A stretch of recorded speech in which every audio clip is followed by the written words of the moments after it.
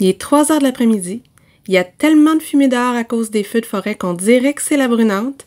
J'ai été obligée d'allumer mon spotlight, puis je pense qu'il va mourir dans ce tournage-là. Bref, dites-vous qu'il fallait vraiment que je veuille pour vous filmer de quoi.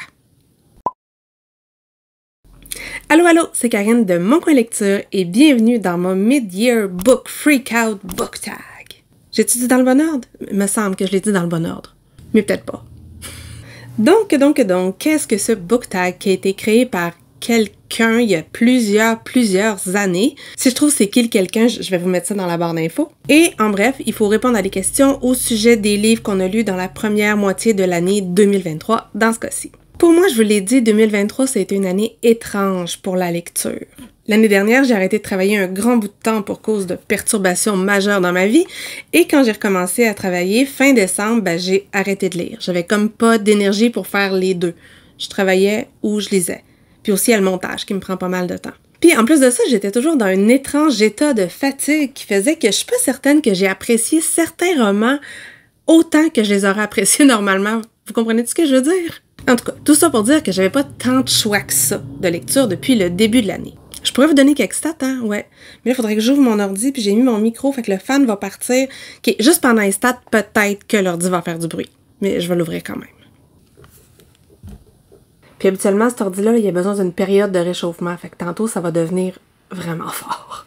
OK, donc, mon tableau Excel fait dire que depuis le début de 2023, j'ai lu 82 livres, et ça donne 25 344 pages. J'ai lu principalement de la littérature avec plein de mots, là, adulte, c'est-à-dire 70%, puis à peu près 25% de graphiques adultes ou jeunesse. Et j'ai surtout lu de la littérature générale, literary fiction, comme ils disent en anglais, presque 17% de fantasy, pas tout à fait 10% de polar, thriller, whodunits, puis le reste, c'est varié. En plus de ça, depuis le début de 2023, je pense que j'ai été tout le temps dans des challenges. Tout le temps. Je n'ai tellement fait, puis je me suis tellement plantée, là. Donc, en janvier-février, j'étais dans mon Cold Winter Challenge. Après ça, j'ai changé février, mars, avril pour le Shiny Spring Challenge. Et à travers tout ça, j'ai fait le challenge de Sylvain Desmentiers, c'est-à-dire le Readathon Booktube Québec. J'ai fait le mois de la fantaisie. Et là, je suis dans Lisons l'Asie. Fait qu'après Lisons l'Asie, je vais peut-être prendre un break de pile à lire comme ça, puis je vais rester dans mes projets de vidéo qui n'avancent pas. Je vous ferai pas non plus de bilan de ces challenges-là, mais je pourrais le faire dans une autre vidéo si un jour je manque de trucs à vous dire, ou de temps pour faire des choses plus intéressantes, mais ça vous donne quand même une vague idée de ce qu'a été mon année de lecture jusqu'à maintenant. Faites-vous-en pas, là, à la fin de l'année, vous allez avoir une vidéo complète avec toutes les stats, toutes les affaires que j'ai lues, ce que j'ai aimé, ce que j'ai le moins aimé, les notes en fonction de 14 critères différents. Vous n'y échapperez pas. Donc, on ferme ça. Il était fin, hein? Trouvez-vous qu'il était fin? Il n'a pas été trop fort cette fois-là? Allons-y donc avec les questions. La première. Première question, le meilleur livre que vous ayez lu cette année. Ça me fait toujours bizarre de répondre à cette question-là maintenant, parce qu'on dirait que mes opinions, mes idées par rapport au roman, mes impressions, ça varie après ma lecture.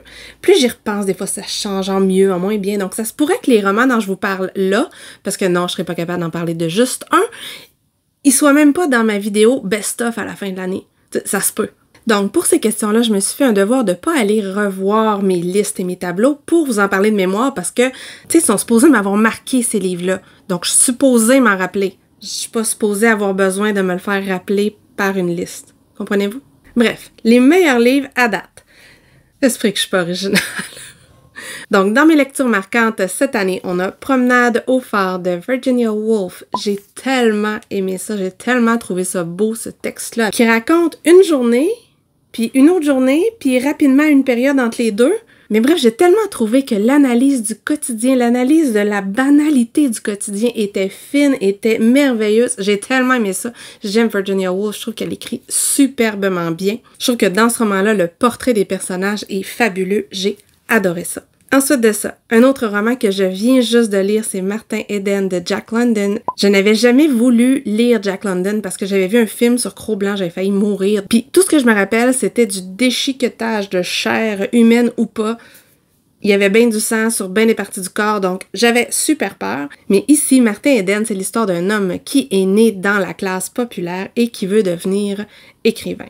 Là-dedans, bien entendu, il y a une réflexion sur la société de l'époque, sur le monde de l'édition de l'époque. Et on a ce personnage-là qui est super brillant. En fait, je pense que Jack London le voyait un peu comme son alter ego. T'sais. Il se prenait vraiment pas pour du 7-Up Flat. Là. Il est vraiment plus brillant que tout le monde, Martin Eden. Mais c'est pas grave, j'ai adoré ce roman-là. J'ai adoré la fin. Ceux qui l'ont lu vont me trouver un petit peu étrange. Ensuite, dans les lectures qui m'ont marqué, il y avait Le démon de la colline aux loups et c'est de... Il y a 2 noms de famille. Je vous l'avais dit, hein, j'ai pas regardé avant. Mais il me semble que je vous en ai déjà parlé dans un bilan lecture quelconque. Je vais essayer de vous mettre ça là. C'est l'histoire d'un jeune garçon qui a vécu l'horreur quand il était petit.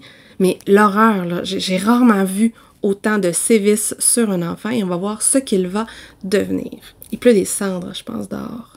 Puis le feu, il est vraiment pas proche de chez nous, là. C'est quoi qui était bon en plus? Ah, Dolores Claiborne, de Stephen King. Le portrait de femme était capoté. Puis, les éclats de Bret Easton Ellis. Tu sais, le genre de roman, pauvres petits-enfants extrêmement riches, que c'est triste leur vie, c'est ça. Je le sais, ça aurait pas dû me plaire tant que ça, mais j'ai tellement aimé ça. Bref, il fait partie de mes préférés cette année, à date. Puis, il est pas super fréquentable, cet auteur-là, hein? On s'entend. Deuxième question, la meilleure suite de série. Hey, je n'ai pas tant lu des suites de séries. Je n'ai commencé, mais j'ai pas tant continué. C'est un peu mon karma, direz-vous.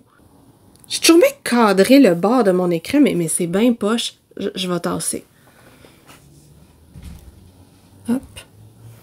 Puis là, on voit ma bibliothèque LED, mais c'est moins pire que le bord de mon écran, trouvez-vous? Je vais me tasser. Ok, je parlais de quoi? Suite de série. J'avais vraiment pas regardé le cadrage. C'est n'importe quoi.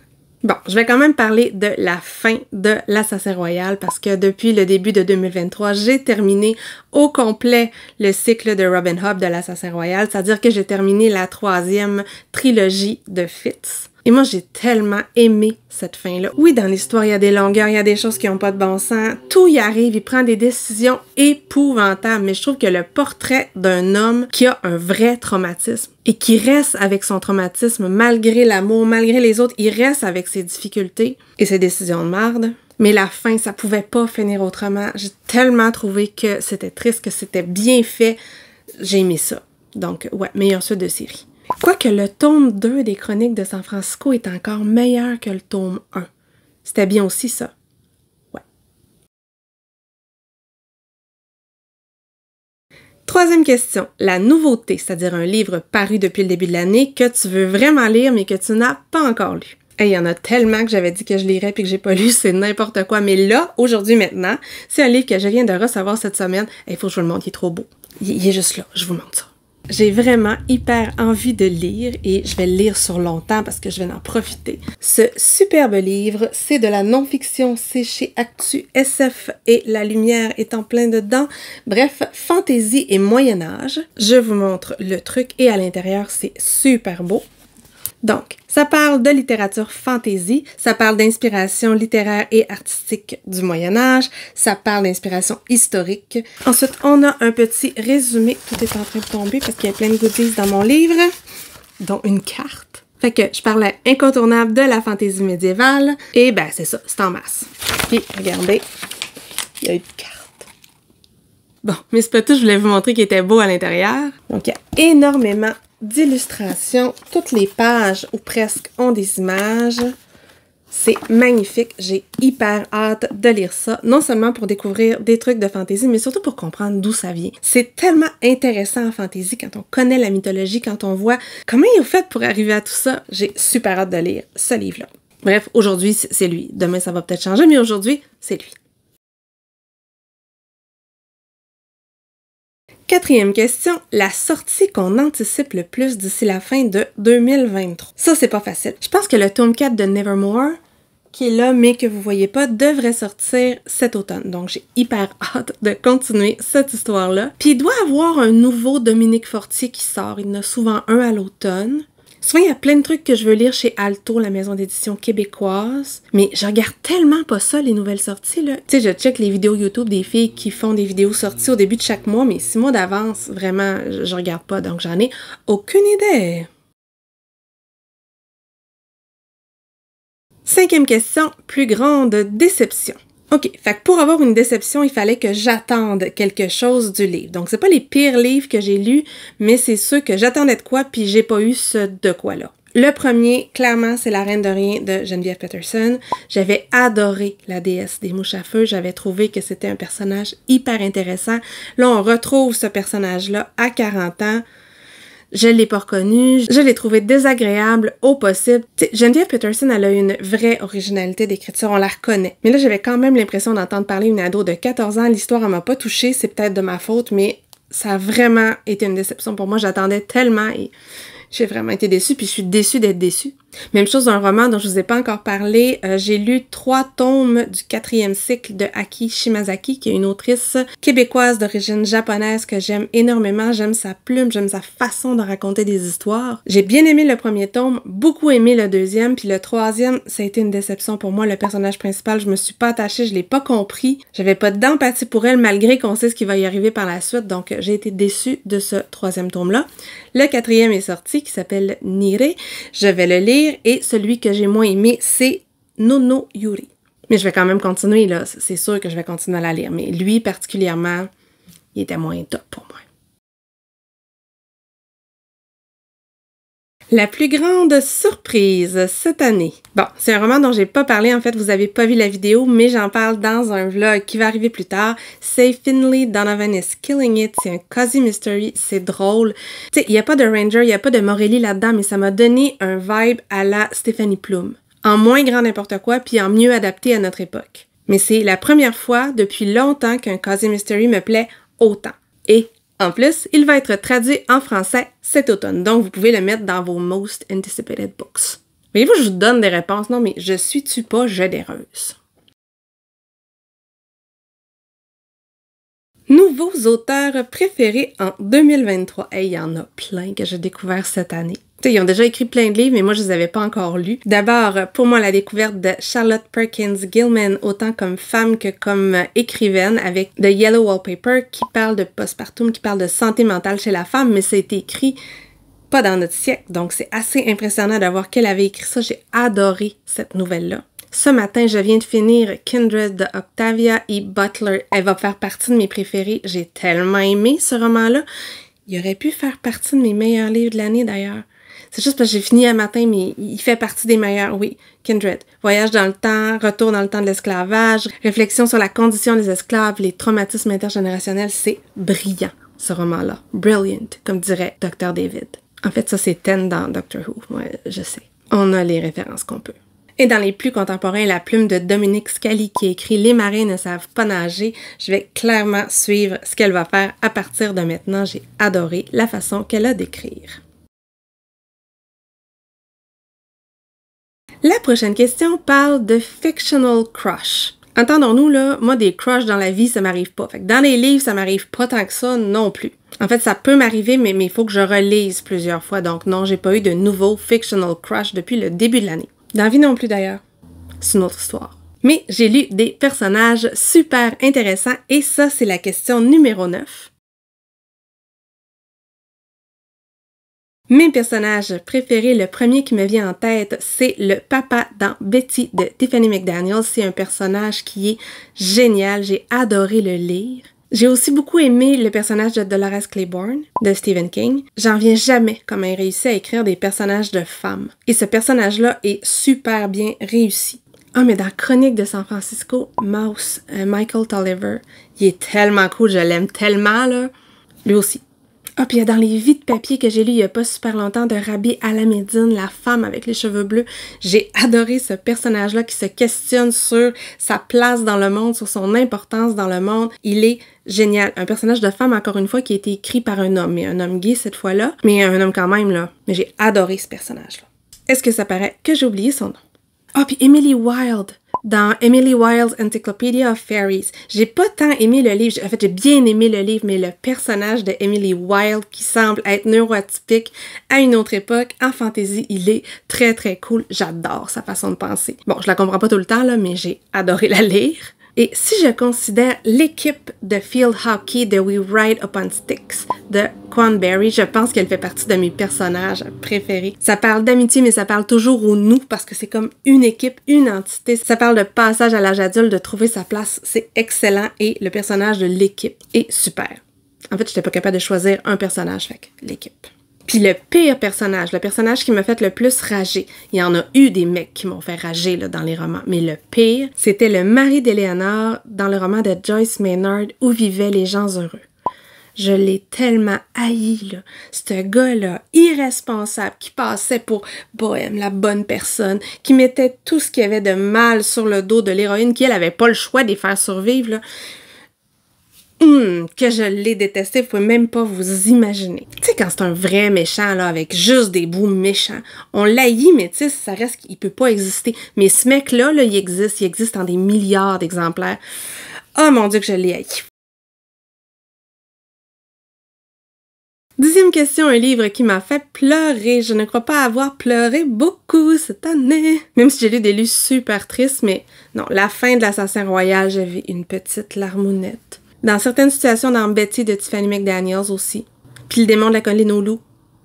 Boris, il y a Boris dans le nom de l'auteur. Dimitri. Excusez, monsieur. Je pense que j'ai lu plus de trucs qui m'ont fait enrager que de choses qui m'ont fait pleurer. Dans Kindred ce matin aussi, j'avais le cœur lourd. J'étais fâchée, mais j'avais en plus le cœur lourd. Pourtant, là, je suis une grande braillarde devant l'Éternel, mais on dirait que ce temps-ci, je flotte au-dessus de la vie et je braille moins. Ce qui pourrait être une bonne chose. Une lecture qui m'a rendu heureux, donc super clair pour moi, c'est les Chroniques de San Francisco. Ça faisait longtemps que j'avais pas lu un roman qui me faisait feel good à ce point-là. Parce que moi, les feel good, ça me fait pas feeler très good habituellement. J'ai souvent le goût de les lancer au bout de mes bras parce que j'ai l'impression qu'il y a de la morale à Saint-Saëns. Puis en plus, souvent, je trouve qu'avec la morale à Saint-Saëns qui veut normaliser certaines choses, ben ça en diabolise d'autres, ça me tape sur le système. Mais les Chroniques de San Francisco, ça met du chaud au cœur. Non, c'est pas ça que je voulais dire. Là, j'ai mêlé, ça met du baume sur le cœur et ça fait chaud au cœur. De là, l'expression « par rapport ».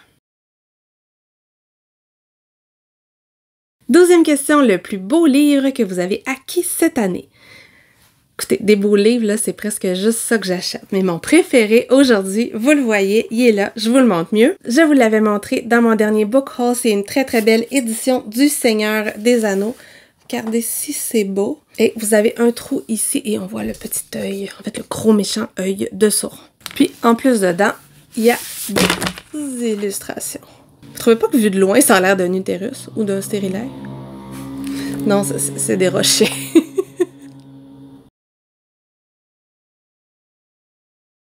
Le roman que vous voulez découvrir absolument d'ici la fin de l'année. OK.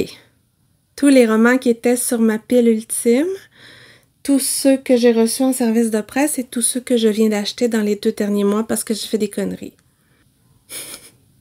Je sais pas, en fait, j'ai plein de romans que je veux lire pour certains vlogs. Puis là, aujourd'hui, maintenant, là, celui que je veux vraiment lire, c'est celui-là parce que la couverture, sauf que, imaginez-vous qu'il est pas asiatique, fait que je peux pas maintenant. Mais je vais peut-être le lire quand même. La dernière question, c'est quelle est votre adaptation book to movie? Bon, on va être très très clair, j'en ai vu aucune, donc j'en ai aucune idée. Ici, la télé, ce n'est pas mon domaine. Vous direz que certes, je pourrais le regarder sur mon ordi, mais non, j'ai vu aucun film, puis aucune série. Une chance, si je me mettais à faire ça, je lirais plus pantoute. Par contre, pour rester dans le vidéo, les films et tout ça, je perds ma brassière, je vais virer la question de bord pour vous parler de mes vidéos préférées que j'ai faites depuis le début de l'année. Étonnamment, c'est celle qui pogne le moins. Moi, c'est mes vidéos thématiques. J'adore faire ça. C'est des vidéos où je vous parle un peu d'une thématique, d'un style de livre et où je vous fais des recommandations. En 2022, je vous avais parlé de Dark Academia, de romans gothiques ou de livres qui parlent de livres. En 2023, je vous ai parlé de romans vintage, de réalisme magique et de romans qui parlent de voyage dans le temps ou de time loops. Moi, c'est ce que je préfère faire. Ça me demande de la recherche avant, ça me demande de fouiller. Parce que des fois, ouais, je les ai lus, mais je m'en rappelle pas tant. Mais c'est pas les vidéos qui plaisent le plus, mais c'est celles que moi, je préfère faire. Et je trouve le montage beaucoup moins pénible parce que des fois, je me trouve un petit peu intéressante à regarder. Ce qui est pas toujours le cas quand je me vois parler en long et en large des 50 livres que j'ai achetés pendant les 2 derniers mois parce que je n'ai aucun contrôle. Donc voilà, c'est la fin de ce book tag. Je vous invite à le faire si vous en avez envie. Je vous invite aussi à répondre aux questions dans les commentaires si vous avez des choses à me dire ou des suggestions à me faire. Comme d'habitude, un like, un partage, ça fait plaisir et même, soyons fous, abonnez-vous à la chaîne si ce n'est pas déjà fait. Et sur ce, je vous souhaite de bonnes lectures et à la prochaine!